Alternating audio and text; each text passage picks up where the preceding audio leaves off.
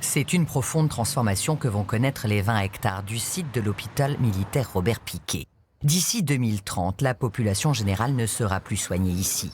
Les bâtiments actuels sont vendus à Bordeaux Métropole pour devenir une zone économique. Le ministère de la Défense garde lui 4 hectares pour construire des logements et un hôpital spécialisé des armées.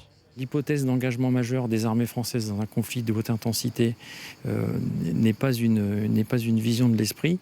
Et en fait, aujourd'hui, quand vous regardez ce qui se passe en Ukraine, c'est plus de 1000 morts et blessés par jour des deux côtés. Et donc, si les armées françaises étaient engagées dans le cadre d'une coalition dont elles pourraient prendre le commandement, dans un conflit de haute intensité, bien évidemment, il y aurait des blessés. Et ces blessés, ce sont les blessés des armées, mais avant tout les blessés de la nation. Et l'objectif ici est d'offrir une prise en charge médicale optimale. Pas dans la phase aiguë, puisque la phase chirurgicale, la prise en charge immédiate se fera dans des structures où il y a des services d'anesthésie, réanimation et de chirurgie, mais dans les phases qui suivent pour les blessés physiques, donc de rééducation fonctionnelle, de réadaptation physique, et puis de prise en charge psychiatrique aussi dans la durée.